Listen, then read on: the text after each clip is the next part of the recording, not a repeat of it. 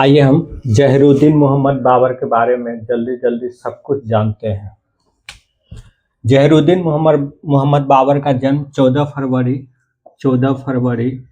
1483 ईस्वी को 14 फरवरी 1483 ईस्वी को फरगना के शासक ये फरगना जो वर्तमान में उज्बेकिस्तान में है, फरगना के शासक उमर शेख मिर्जा और उसकी पत्नी कुतलुक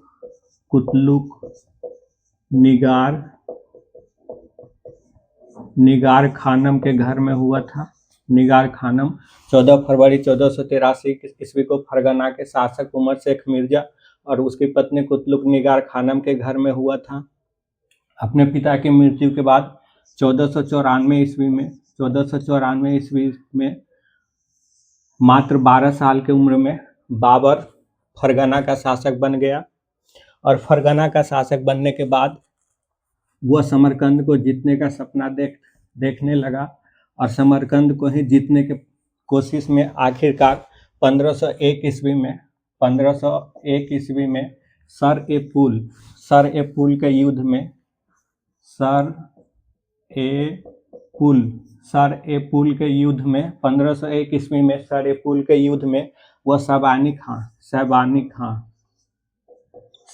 खां के हाथों पराजित होता है और शैबानी खां के हाथों पराजित होने के बाद उसका राज्य उसके हाथ से निकल जाता है और फरगना और उसके अलावा वो समरकंद भी उसके पास नहीं रह जाता है, वह राज्य विहीन और घर विहीन हो जाता है। ऐसी स्थिति में वो भटकता हुआ आखिरकार 1504 में वो काबुल पर कब्जा करने में सफल रहता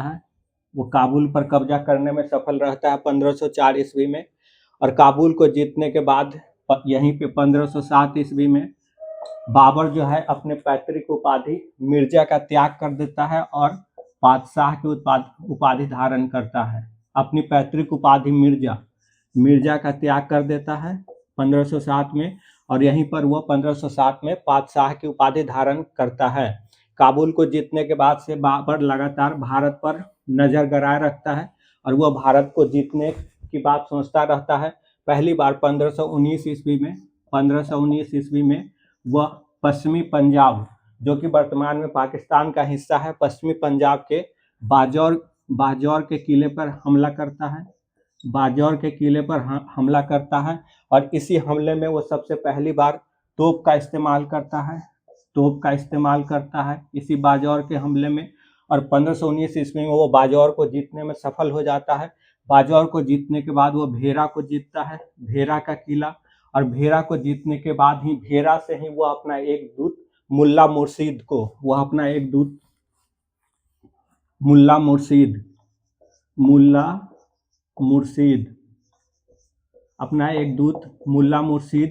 इब्राहिम लोदी के पास भेजता है। मुल्ला मुर्शीद को इब्राहिम लोदी के पास भेजता है और उसके माध्यम से वो इब्राहिम लोदी को संदेश देता है कि पंजाब उसके हवाले कर दे, लेकिन इब्राहिम लोदी पंजाब उसके हवाले करने से इनकार कर देता है। उसके बाद वो 1524 ईस्वी में वो पंजाब पर आक्रमण करता है और पंजाब को जीतने में वो सफल हो जाता है। 1524 ईस्वी में। उसके बाद वो 1526 में वो फिर से भारत पर आक्रमण करने की योजना बनाता है और 12 अप्रैल 1526 को वो पानीपत के मैदान में पहुंचता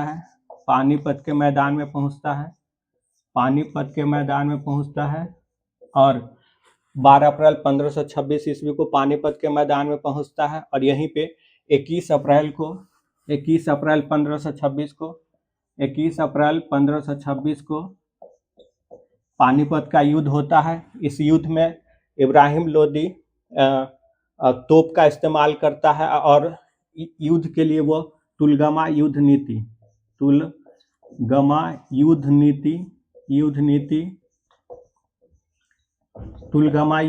ये अपने सैनिकों को व्यवस्थित करने की एक नीति है और रूमी या उस्मानी पद्धति, उस्मानी पद्धति, रूमी या उस्मानी पद्धति ये तोप को सजाने की पद्धति है। तो वो 21 अप्रैल 1526 को पानीपत के युद्ध में तुलगमा युद्ध नीति और रूमी या उस्मानी विधि का इस्तेमाल करता है।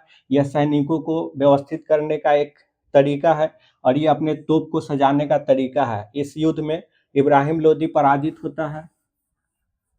इस युद्ध में इब्राहिम लोदी पराजित होता है, इब्राहिम लोदी पराजित होता है और मारा जाता है।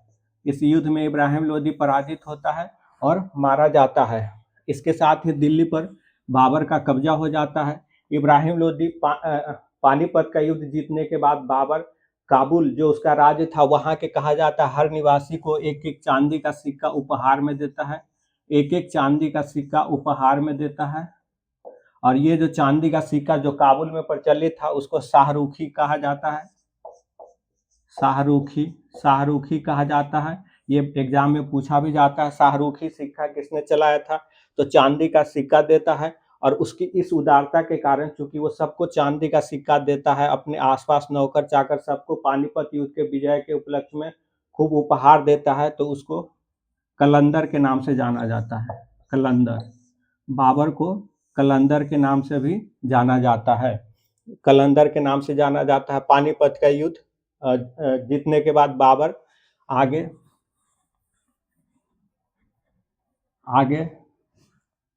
16 मार्च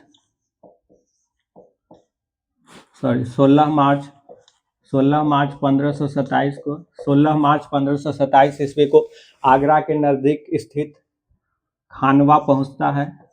खानवा, इसी को खनुआ भी कहते हैं। और यहीं पे खानवा के मैदान में खानवा का युद्ध होता है। खानवा का युद्ध होता है 16 मार्च 1527 ईस्वी को खानवा का युद्ध होता है। इस युद्ध से पहले बाबर जिहाद का नारा देता है, जिहाद का नारा देता है। और ये युद्ध बाबर और राणा सांगा के बीच होता है। इस युद्ध में राणा सांगा का समर्थन इब्राहिम लोदी का भाई महमूद लोदी भी करता है, इब्राहिम लोदी का भाई है। इसके अलावा मेवात का शासक हसन खां मेवाती ये दोनों भी राणा सांगा के साथ होते हैं। इसके अलावा राजपूताना के जितने राजा होते हैं वो सब राणा सांगा के साथ होते हैं। इस युद्ध में, खानवा के युद्ध में बाबर राणा सांगा को पराजित कर देता है। और खानवा का युद्ध जीतने के बाद बाबर गाजी की उपाधि धारण करता है। खानवा का युद्ध जीतने के बाद बाबर गाजी की उपाधि धारण करता है। खानवा का युद्ध में मालवा के शासक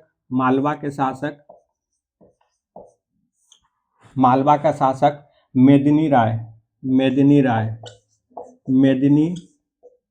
राय भी राणा सांगा का साथ होता है। अब बाबर मेदिनी राय के पास ये संदेश भेजता है खानवा का युद्ध जीतने के बाद कि वो अपने राज्य का जो चंदेरी है, उसके राज्य का एक जगह होता है चंदेरी, वो बाबर मेदिनी राय के पास मैसेज देता है कि वो चंदेरी बाबर के हवाले कर दे, लेकिन मेदिनी राय इसके लिए तैयार नहीं होता है। तब जब मेदिनी राय तैयार नहीं होता है तो बाबर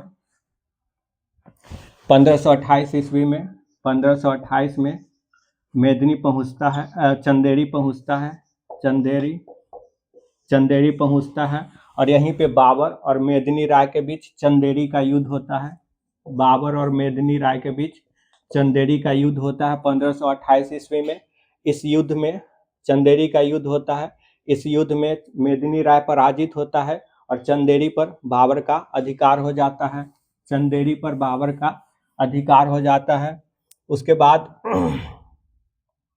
चंदेरी के युद्ध के बाद घाघरा का युद्ध 1529 में बाबर एक और युद्ध लड़ता है। घाघरा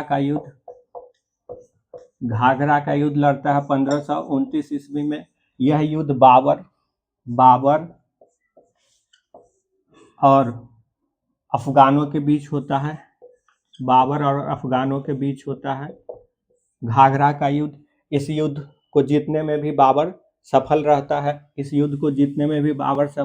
है। फिर छब्बीस दिसंबर 1530 को आगरा में बाबर की मृत्यु हो जाती है। 26 दिसंबर 1530 को आगरा में बाबर की मृत्यु हो जाती है। पहले उसे आगरा के आराम बाग में दफनाया जाता है। पहले उसे आगरा के आराम बाग में दफनाया जाता है और बाद में उसे फिर काबुल में दफना दिया जाता है। बाद में फिर उसे काबुल में दफना दिया जाता है। काबुल में दफना दिया जाता है। पानीपत का युद्ध जब होता है तो वहाँ बाबर के पास दो तोपची होता है, तोप चलाने वाला, जिसका नाम है उस्ताद अली और मुस्तफ़ा। ये दो पानीपत के युद्ध में तोप चलाने वाला तोपची होता है बाबर के पास। और बाबर की मृत्यु हो जाती है 1530 में। बाबर एक अच्छा विद्वान था। उसने अपनी आत्मकथा बाबरनामा लिखी है। बाबरनामा इसको तुजु के बाबरी के नाम से भी जाना जाता है। तुजु ए बाबरी के नाम से जाना जाता है। इसको उसने चगताई तुर्की भाषा में लिखा था।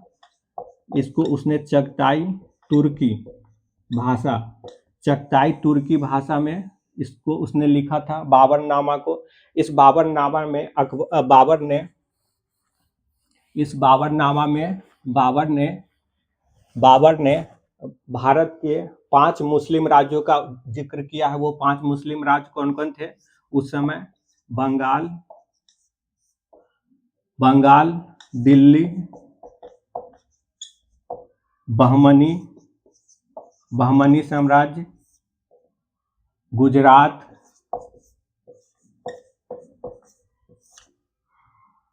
बंगाल, दिल्ली, बहमनी साम्राज्य, गुजरात और मालवा। ये वो 5 मुस्लिम राज्यों का वो जिक्र करता है अपने पुस्तक में, अपनी आत्मकथा में। उसके अलावा वो 2 हिंदू राज्यों का भी उल्लेख करता है। उसका नाम है मेवाड़ और विजयनगर साम्राज्य। मेवाड़ और विजयनगर साम्राज्य का जिक्र करता है अपनी आत्मकथा तुजु के बाबरी में। और विजयनगर के शक्तिशाली राजा कृष्णदेव राय का भी उल्लेख करता है। बाबरनामा में ही बताता है कि जब वो काबुल में था तो राणा सांगा का दूत उससे मिलने आया था और उसने इब्राहिम लोदी के खिलाफ बाबर को सहायता देने का वचन भी दिया था। इसके अलावा बाबर को भारत पर न्योता देने के लिए जिन 2 का उल्लेख होता है वो है पंजाब का गवर्नर दौलत खां लोधी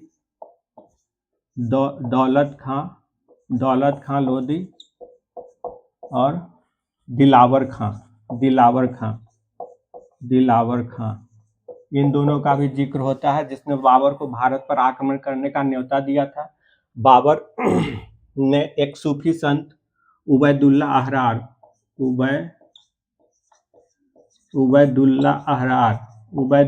अहरार को अपना गुरु बनाया था। बाबर ने एक काव्य संग्रह की भी रचना की थी तुर्की भाषा में, जिसका नाम है दीवान। और उसने एक पद्य शैली का विकास किया था जिसको कहा जाता है मूबयान। ये पद्य शैली का उसने विकास किया था। मूबयान नामक पद्य शैली का उसने विकास किया था। और बाबर के समय में भारत के भीतर संभल जो कि वर्तमान उत्तर प्रदेश में है, और अयोध्या दोनों जगह एक मस्जिद बना था। संभल में जिसने मस्जिद बनाया था वो था मीर बेग, और अयोध्या में जिसने मस्जिद बनाया था वो था मीर बांकी। ये दोनों मीर बेग और मीर बांकी दोनों बाबर का ही सूबेदार था। इसने संभल में मस्जिद बनवाया था और ये मीर बेग संभल में बनवाया था और मीर बांकी जो अयोध्या में मस्जिद बनवाया था। तो ये हमने देखा बाबर के बारे में।